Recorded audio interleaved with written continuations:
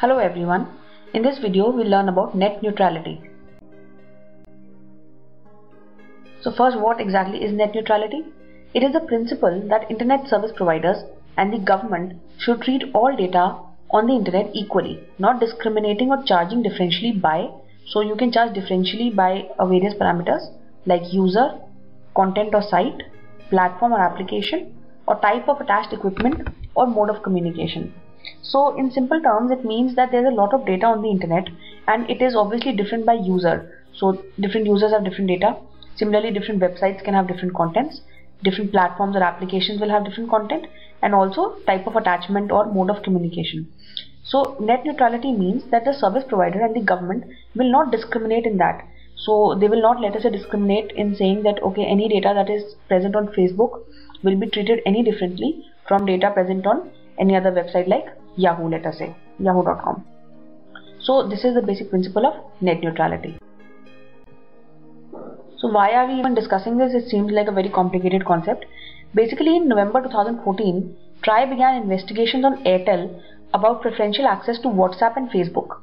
So what Airtel was trying to do was to give preferential data to WhatsApp and Facebook, effectively charging less rate when an Airtel internet user went to Facebook and WhatsApp, which means that obviously these contents were getting preference over the other websites or providers. Again, in December 2014, Airtel excluded VoIP from 2G and 3G data, which means that if you bought an Airtel data pack, you could not use VoIP to make calls. For that, you had to pay separately. It was not part of the data limit which you get as a 2G or 3G pack. Now it's very obvious to understand why Airtel did this, because VoIP is obviously competing with Airtel for calling.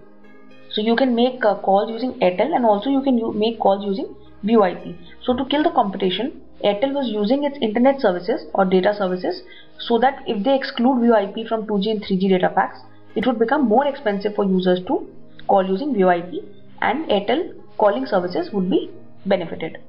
Now TRAI chairman Mr. Khullar declared that Airtel cannot be held responsible for violating net neutrality because India has no regulation that demands net neutrality.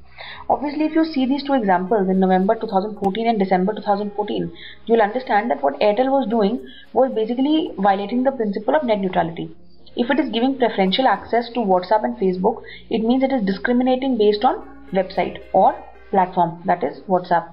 Similarly, if it is excluding a particular service provider from its data pack, again it is violating net neutrality, the principle of giving common and equal treatment to all. But a week later, there was a turnaround and this proposal was withdrawn. The stated reason was that a consultation paper was coming. So basically, TRAI had earlier said that we don't care about net neutrality because India has no regulation which demands net neutrality. But there was a U-turn but the actual reason was that there was a backlash by consumers and a lot of advocates of net neutrality. So they said that how can you discriminate based on these things? How can you give preferential access to WhatsApp and Facebook when your users are not choosing that? You are forcing it upon the users. You basically, Airtel or any service provider is just that, a service provider. It should be the right of the consumer to choose which site he wants to visit or which service provider it wants to use, rather than Airtel deciding it for them by having preferential rates. That was the basic argument. So arguments for net neutrality. First is control over data. The data over the internet is free and there should be no control over it unless there is a court order.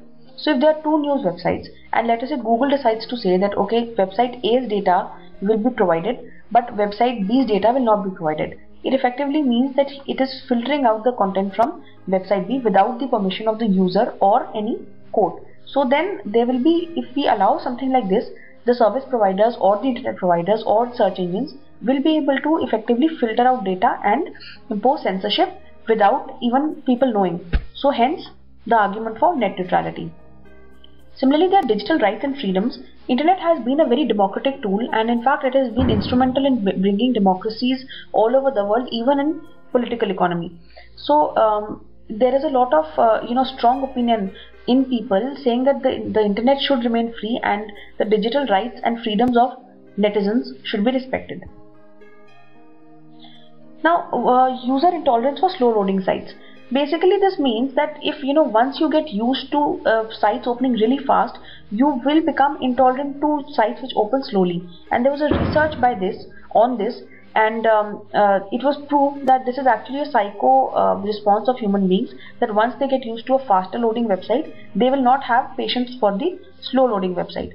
Now, one of the points, if you do not have net neutrality, is that some websites could be given a lower bandwidth, because of which they will be loading slowly for various reasons. Let us say they pay less, or they are newer customers, or they have video content, so the providers feel that they are using a lot of bandwidth, so let us slow them down. So this would effectively kill their business because of this psycho analysis that was done in this test.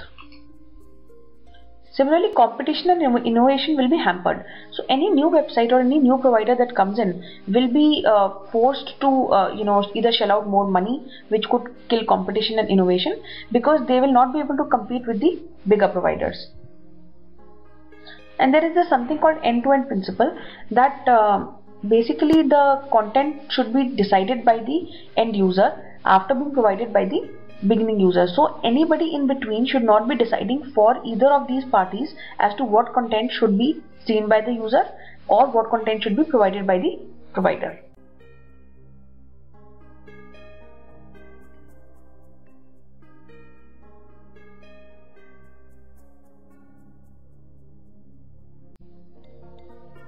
But that is not to say that there are no arguments against net neutrality.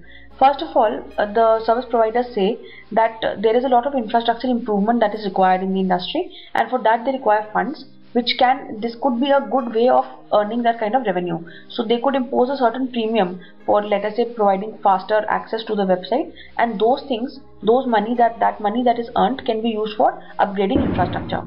Secondly, they say that it is a counterweight to server-side non-neutrality. This really means that on the server side, the bigger website or the bigger hosting companies can buy bandwidth in bulk. So they get economies of scale, and they can effectively, per unit of data that they send or they use, they require to pay less. So the smaller providers end up paying more than the bigger providers. So now they feel if they are not being treated equally, if there are economies of scale that are accruing to bigger players there, then they should also be allowed to charge higher from end users, or effectively by breaching the principle of net neutrality. So if there are websites, let us say some news websites which are using more data, they should be able to either charge more from the users for them, or basically slow them down so that their bandwidth gets conserved. Also, they say that it prevents overuse of bandwidth. So there are certain, let's say, video websites which use a lot of bandwidth. So what this means is they want to impose certain restrictions on them. So if they run slowly, they will be able to smoothen out the bandwidth usage, and lesser bandwidth will be consumed. But obviously this will be against the principle of net neutrality. But they say because if we do not do this, the bandwidth will really be over abused. So this is the basic principle. This was slightly on the more technical side, but a lot of you would be having an IT background, and because this has been in the news recently, you should have some idea about what this principle basically is and where the two sides on this stand. Thank you for watching. Hope you liked it. Comments and suggestions are welcome. Thank you.